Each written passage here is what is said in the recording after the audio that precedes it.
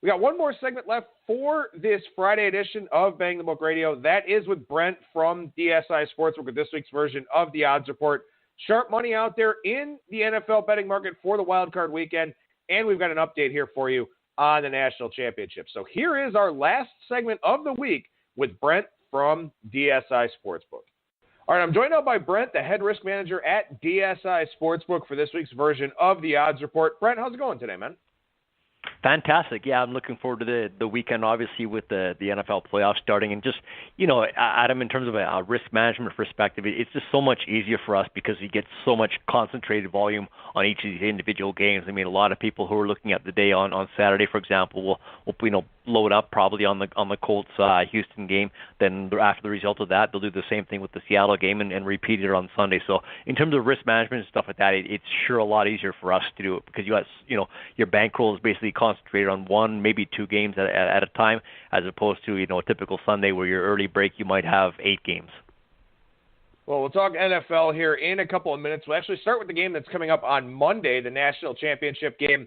Clemson and Alabama, third time in 4 years that these two teams have met for the title. Last year they met in the college football playoff semifinal. Alabama won that game handily, but maybe a different story this time around. Alabama, a 5-point favorite out there in the market. Yeah, this line has dipped down as well. I've got my wager count is pretty much balanced, and sometimes we get hit by the sharps, and we don't get hit on every single game by every single sharp out there. And I didn't take sharp action on the side of this one, but judging by my wager count, which is pretty much dead even, yet the line movement that in house we open at 6.5, we're down to 5 right now. I see there's 5.5 and 5 out there, so I'm guessing somewhere out there that sharp money came in on Clemson. Again, it's not that it happened here, but I wouldn't be surprised if someone maybe grabbed Clemson at 6.5 or 6 out there. We're down to 5. Like I said, I'm pretty much even in terms of my wager count. A game like this, typically, in terms of the money line, that's usually one of the spots where I know before this game kicks that I'm going to have, I'm going to be one-sided to the dog. It happens every single year in terms of the championship game. We always have dog money. So I kind of anticipated that. We're down to minus 210, come back plus 175 on that. But, in terms of the spread itself, the side, nothing sharp involved in, money line either. I don't have sharp money involved on that money line, but I just know the money, public money is going to come on the dog. Well, you mentioned Alabama minus 210, Clemson in the minus 175 range. What do we typically see money line wise with a spread of minus 5? Yeah, I mean, usually 5. You are sitting around 2.25 up in that range. It's just the early money came on Clemson, and again, it's just me more of an anticipation that I'm going to continue to get that. I am a bit on the low end. I could probably even go a little bit lower. I still don't think I would attract much or any Alabama money. It's just people don't like laying a 220 or 210 and stuff like that. They just see value, especially if they don't have a real strong opinion on the game. They're not really a fan of either team. They just tend to find value on the plus money with the dog. All right, so not a whole lot of sharp action there on Clemson over at DSI, but as you mentioned, looks like there's probably some out there in the market. You do, however, have some sharp money in the total for this game. Yeah, and this one, Adam, as well, is a dramatic public and sharp split as well. I've got a wager count of almost 5-1 favoring the over, yet the number obviously has ticked down. And I think the highest number opening out there was 62.5. It's down to 59.5 and 59 out there right now. I did take sharp money on the under 61.5, so I got sharp money here. I can confirm that was sharp money under 61.5.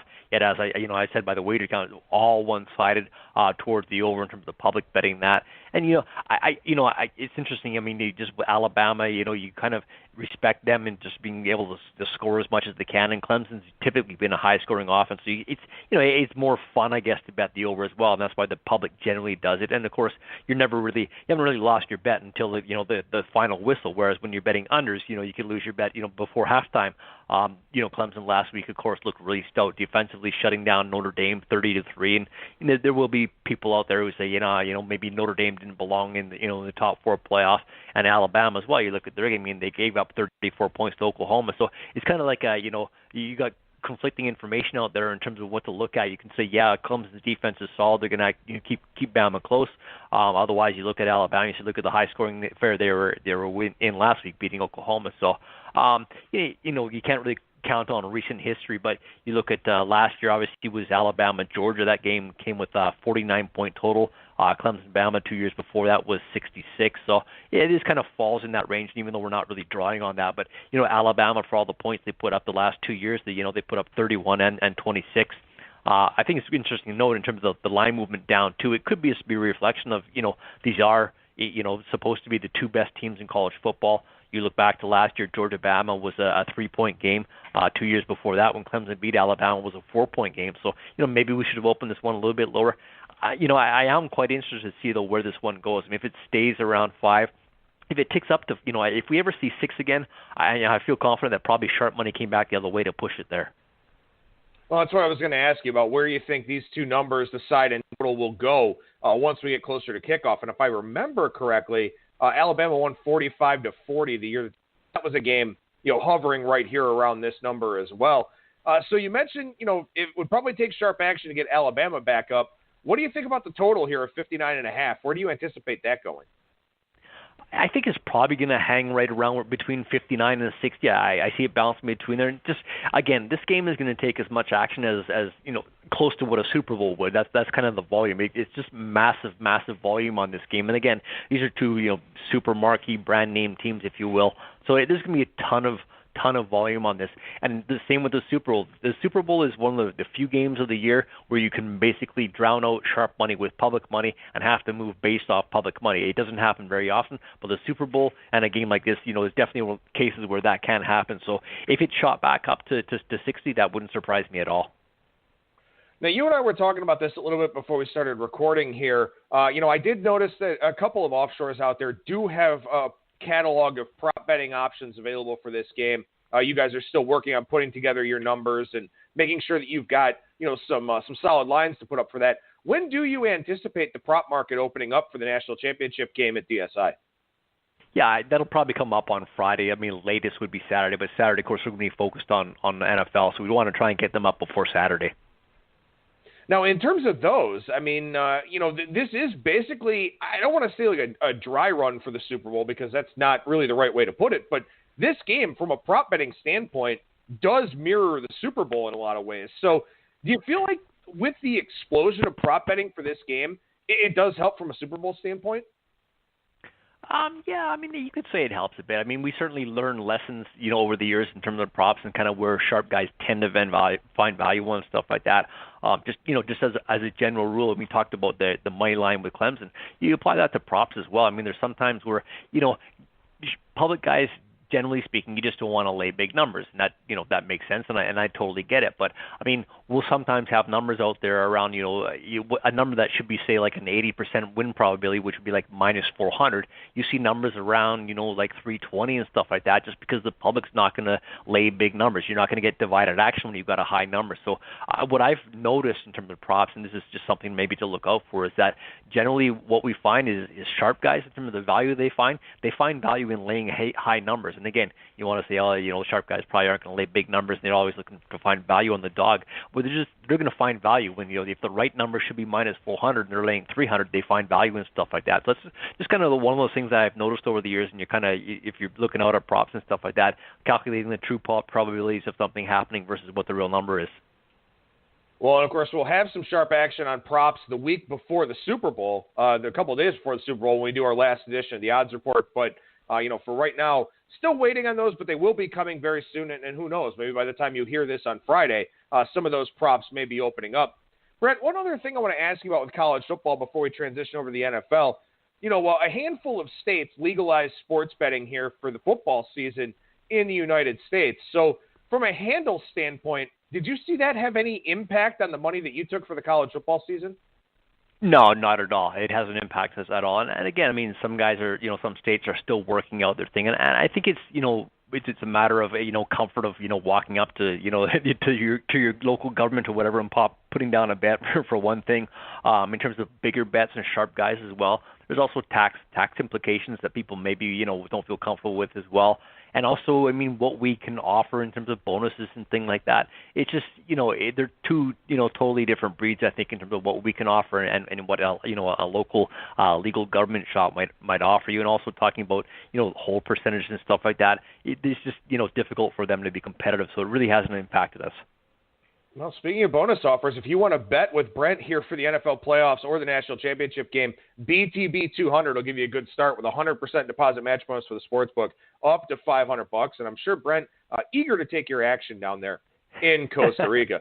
All right, let's transition over to the NFL side of things here. 4 games on the wild card weekend. Before we get into that, though, I wrote up a piece earlier this week at BangTheBook.com looking at the futures prices that are currently out there for Super Bowl 53 down in Atlanta. And I asked you to check on this for me in terms of, possibly some exposure that you have as the NFL playoffs get underway.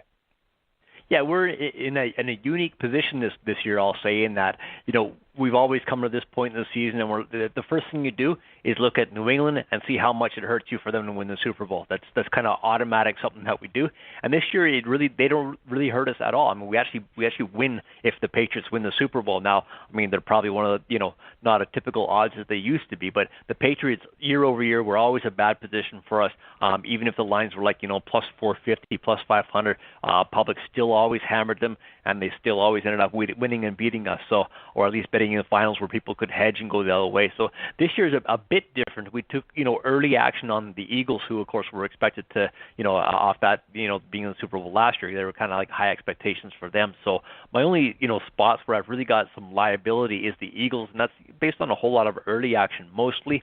The Bears were kind of a trendy pick as well, so we do lose to them, and just a small amount to the Cowboys, which being America's team, quote unquote, you typically expect to have action on the Cowboys. So we're in a decent spot that in terms of like Philadelphia, we kind of alluded to confident that probably not going to win the Super Bowl this time around.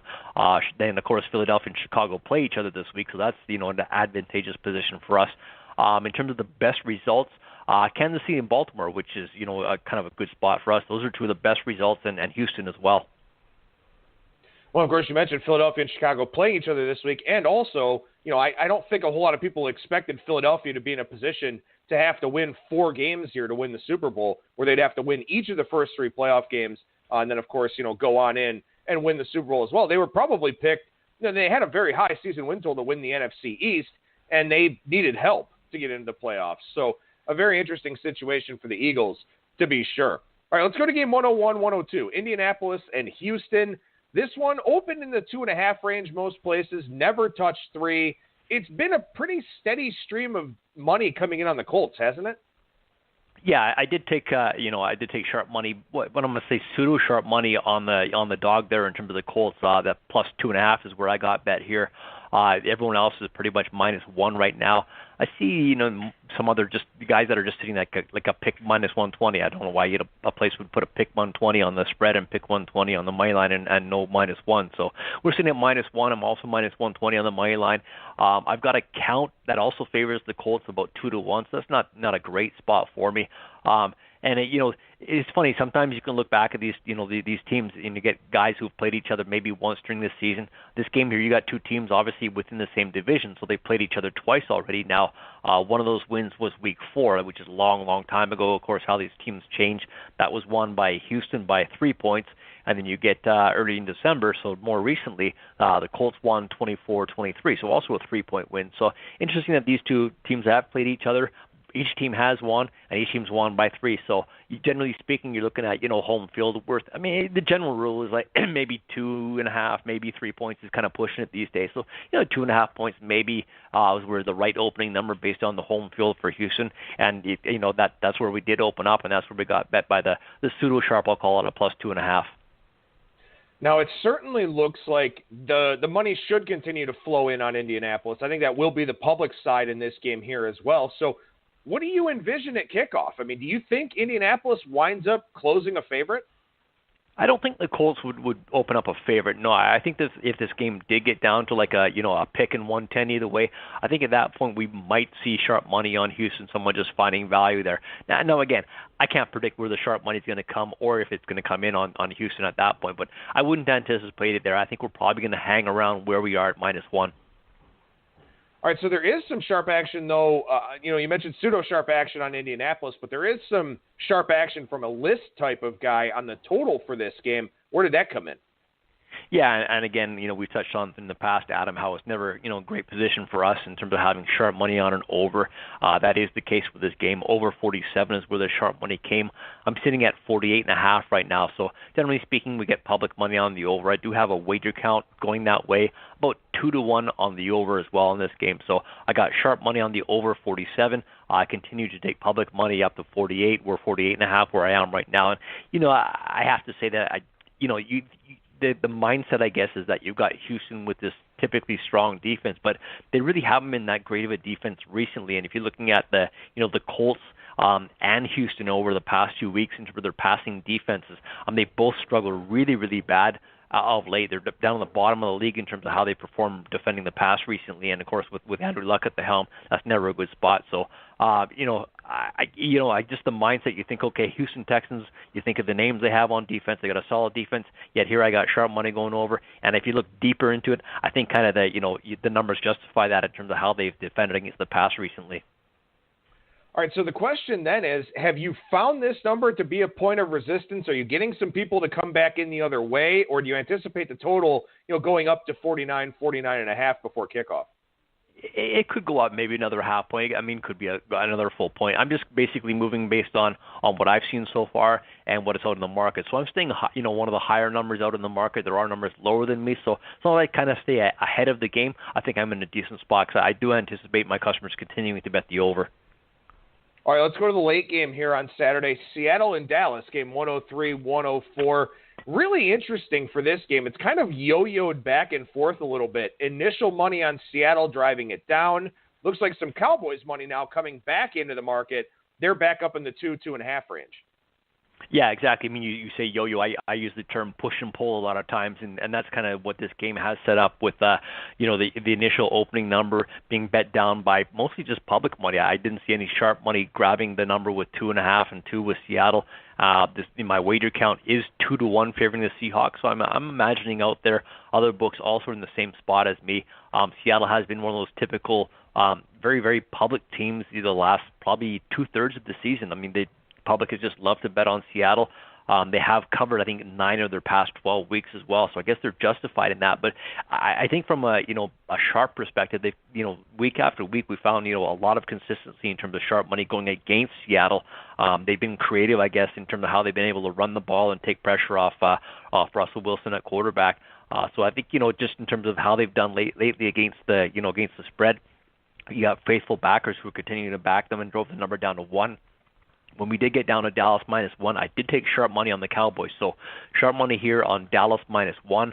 We're sitting up at back to number 2 right now. I even see some 2 -115s out there, maybe 2.5 out there as well with juice towards the under. So this number did get beat back down from what I saw was public money driving it down and sharp money betting it back up to where we are right now at -2.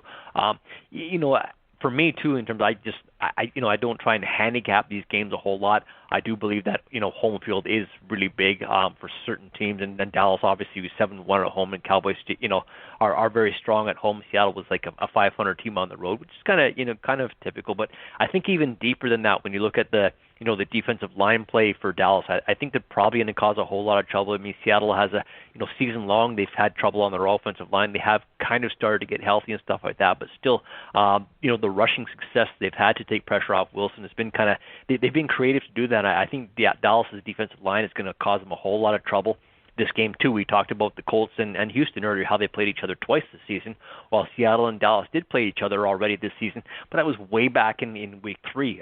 Seattle won that game 24-13, and I think when you go back that far, you really have to, it's so long ago, you really have to throw out those results, and you also have to look at how these teams have changed, and Dallas, of course, with Amari Cooper and without, it's like night and day. I believe their past offense was, near the bottom of the league when they played, before they got Cooper, and they're probably top 10 in the league since they got Cooper. So too many changes to look back at that result where Seattle won 24-13 at home. Now, you mentioned your money, about 2-1 on the Seattle side, did take sharp money on Dallas at -1. And for our listeners out there, we've been talking about some teaser opportunities here. Obviously the Chargers were a different kind of teaser at 2.5 to drive through 3 and 7 than they are here at 3, and we'll get to that game in a second. But that wager count that you mentioned, that includes just, +2 and teasers up to +8, correct? Correct, yes. So is that something that you feel like, you're kind of not exposed per se, but, Seattle +8, probably a pretty popular teaser leg this weekend? Yeah, I would say so. Just generally speaking, the public teams are just generally, the type of teams that get the teaser action anyway. I do anticipate being heavy teaser action on the Colts, and again, even when 1 and 1.5, you do a 6.5 point teaser or a 6 point teaser, you're getting them up to 7 or 7.5.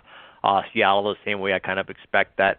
I expect the Chargers to be, attractive as well. And from what I've seen in terms of the weighted count, Chicago as well. So you're basically taking Chicago down to somewhere around a pick, and the Chargers, you're taking them close to 10 or above 10 if you're going 7.5. So I think, I can read between the lines early that those will probably be the popular teaser choices.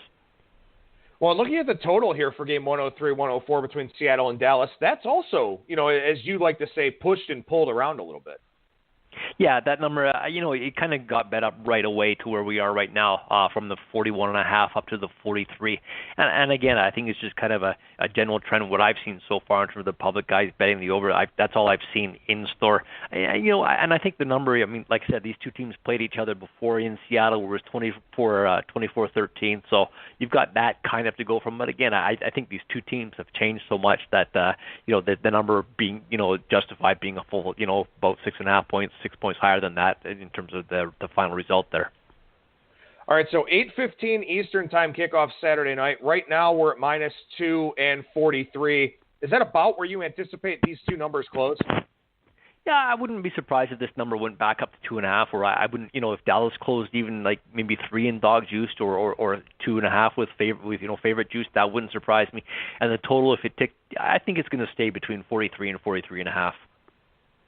All right, so we'll move to Sunday here, game 105-106. The Chargers make the long trip cross-country to take on Baltimore. Baltimore was a 4-point dog on Saturday night when these two teams met in Week 16. Baltimore with the outright upset victory there. They're pretty much predominantly a field goal favorite market-wide. Yeah, this number has been beat around as well in terms of going from the sharp money that I took on this one. I did take sharp money on this side as well. That came in on Baltimore, and lo and behold, I also have a wager count almost 3-1 the other way favoring the Chargers. So I have, again, one of those things you kind of look for in terms of betting value. I got a sharp and public split here with the public on the Chargers here and sharp money on Baltimore. So, again, you talk about the teams who've played each other before. This one, December 22nd, these two teams played, and quite bluntly, Baltimore just rolled all over the Chargers. They beat them, I think it was 22-10, something like that. The entire defense was just dominating that last game. They had so much pressure on Rivers.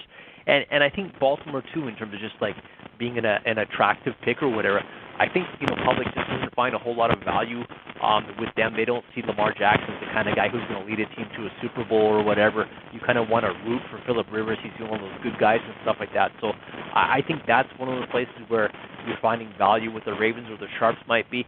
And, coaches as well. You're getting to a point of the season when coaches can make a difference in your outcome. And I think the general consensus is that, Harbaugh is just simply a much better coach than Lynn. Lynn's been bashed a little bit late in the season about his play calling as well.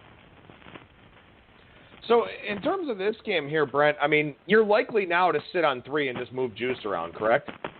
Yeah, probably. And again, I expect, I'm sitting 3 dog 15 right now. I would expect this to go 3 flat or maybe even 3 favorite 15. Again, I don't think, I can't predict where the market's going to go. I don't know where the Sharps are going to go. But from what I've seen so far, I can't see more money coming on Baltimore from Sharps just because they kind of missed out on the value at -2.5 or -2. And if anything else, I'm just going to continue to get public money on the Chargers. So I think this number is probably going to hang around where it is. The total really, it hasn't moved almost at all. It did go down from the opener of 41.5 down to 41. Got right back up to 41.5 or 42. So not a whole lot going on with the total, just aside. Does the 1 o'clock factor, come into play in terms of the handle for this game, or because it's the playoffs and it's regular time basically for an NFL Sunday? Do you feel like people are going to be, jumping on this game the way they would any regular season week? Yeah, they definitely will. I mean, they'll be all over this game, of course. And again, as you mentioned, it's a typical start time for a Sunday, so nothing really changes in terms of that. All right, the late game on Sunday here, game 107, 108, Philadelphia and Chicago. And we actually saw some movement on this game here this afternoon. There were some 5.5s out there in the market with the Bears favored at home, and those 5.5s are gone now.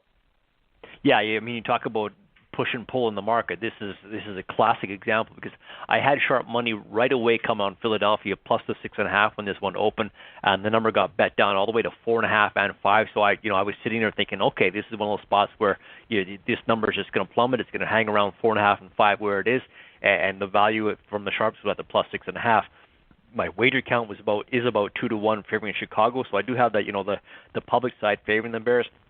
And as you mentioned right now, I mean, this late today, this number's gone from 5.5, 6 to even some 6 and juice out there right now. So I didn't take sharp money here on the Bears when it was down to 4.5 and 5, but I believe the number got driven up by sharp money out there. I don't think public money, even though I did mention I have a wager count almost 2-1 favoring the Bears, but I don't think that's the kind of stuff that's going to drive this number back up to where we are at 6 right now.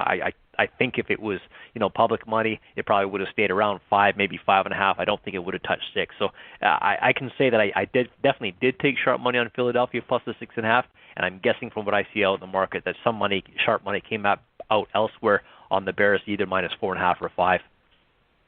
So where does this one go? I mean, obviously that's the million-dollar question for every one of these games here as we approach kickoff, but you've got the reigning Super Bowl champions who, are probably going to take public money in this spot because Nick Foles puts up a lot of points.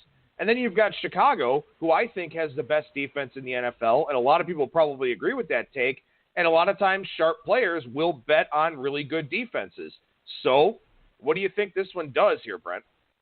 I think it stays roughly around where it is. I think you might see 6.5 again. You might see 6 the whole time. I think the number's kind of found its home right now. And again, the thing too is I believe there was I believe from the market move that was probably sharp money on both sides. So that definitely helps our case.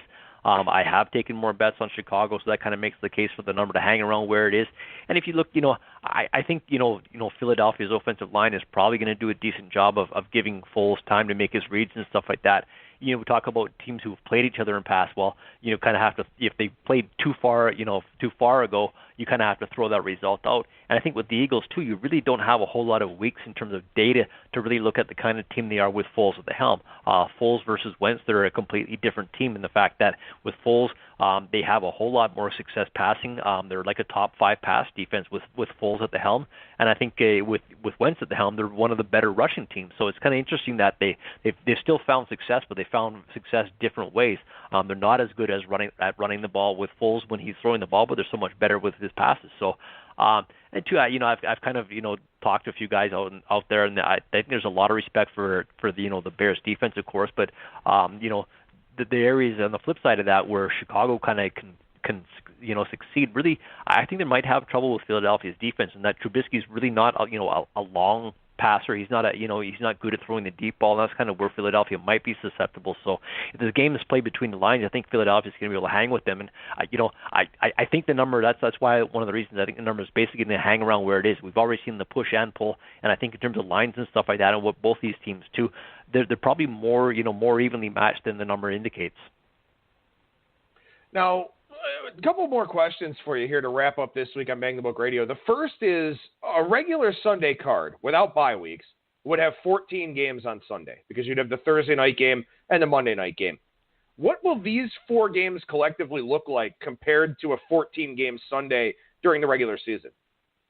Well, if you exclude the Sunday night game, which always gets a Sunday night game probably gets 90% of the action or 80% of the action of what the early games get if you add them all up, and these games will be close to 70% of what a typical day looks like. Now, if you take it our whole entire handle on a Sunday, excluding the Sunday night game. You're probably talking about, like I said, about 65-70% of that will be bet on each one of these games. So it's really good for us, and from my perspective, it's valuable in terms of a risk management position. I've just got so much more money concentrated on one game and then the next game. It really makes my it's not going to say it makes my job easier, because you can have really, really high risk position, but it is a little bit easier in terms of your ability to risk manage and hopefully balance action. Now, from a risk management standpoint, I want to ask you about Saturday night and Sunday night. After these games are completed and we know what the divisional round matchups look like, what is sort of your approach there? Because, we're going to have these teams in spotlight games that the winners advance. We talk about this on the show, and you and I have talked about this before as well. People have really short-term memories when it comes to the betting industry. So they're going to remember, Indianapolis beat Houston comfortably, or Dallas, had a lot of trouble with Seattle, something like that. What is your sort of mindset from a risk management standpoint? Are you, kind of looking to take a position expecting that people will, overvalue what these teams did this week, or do you just, let the action come in as it may? Well, I mean, in principle, yeah, you just take the action, and react to it. But from what my experience has been is that the public generally reacts differently to these games. Instead of kind of looking at these games that just get played this weekend, and I think it's worth noting as well. I mean, 3 of these 4 games, these lines are so competitive. I mean, Baltimore was say 2.5 for the most part. Dallas, 1.5 and 2, and Houston's basically 1.5 and 1. So you got 3 of these 4 games are really, really evenly matched. And even the Philadelphia-Chicago game, we talked about how the line move's gone from 6.5 to 4.5 back to 6. So that indicates there's there's a lot of parity between these four games and the teams involved in them. Now, going to next weekend and looking at the numbers, what we tend to see, and what I found in the past, is basically an overreaction to the teams who've had the bye. So the teams that didn't play this weekend are probably going to be more heavily bet. Regardless of what happens in these games, I generally would say that the teams that got the bye week with the Kansas City and the Rams, New England, New Orleans, they're going to be heavy or decent favorites for a reason, and the public is definitely going to jump on those. In terms of trying to predict where the sharps go, I kind of gave up on that years ago. Well, it's such an interesting discussion because you've got Kansas City and New England, who are very public teams during the season. The Saints and the Rams, again, very public teams during the season. There's always been some question and some conjecture of how much the bye week helps. And you look at those 4 offenses, a lot of timing mechanisms on their, in their offensive playbooks, and you sort of wonder, maybe the week off might hurt them some. So I was just curious to get your thoughts as a risk manager on how that type of dynamic plays out, because these teams got a bye for a reason, because they were the best teams during the regular season. Yeah, I think the bye, yes, every team does get a bye during the season, but, you're so late in the season and some of these teams are so beat up. I think the bye really does have, extreme value.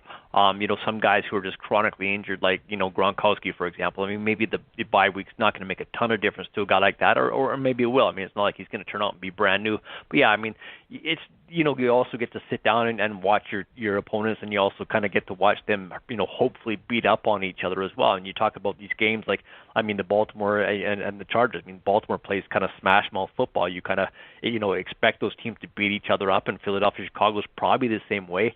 I think, Dallas, for example, as well, they might not get beat up when they have the ball, but you figure their defensive line is going to be, working Seattle's hard. So you get banged up and bruises and stuff like that, and you obviously, that the bye at this point in the season definitely has value.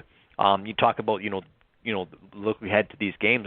You look at the Super Bowl teams, I think since like 2008 is, the teams who are looking at net yards per play, half of the teams ranked 1, 2, or 3 have been in the Super Bowl since 2000. So, the top teams this year in terms of playoff teams, net yards per play, you're looking at Kansas City, the Chargers, and the Ravens. And of course, the Chargers and Ravens play each other. So you kind of predict the winner of that one and grab some from Kansas City. You might be in a decent position. Kansas City also with the bye, of course. Well, we'll definitely have Brent on next week to talk about the divisional round games and also see how the book did with the national championship and all the props and everything. But Brent, always appreciate your time, sir. Thank you so much for joining me. We'll talk to you again next week. Yeah, I'm glad you had me on, Adam. I just want to say, too, if you look at, this isn't like a prediction of the future, but, last week I think the sharp plays that we talked about on the show were 6-1.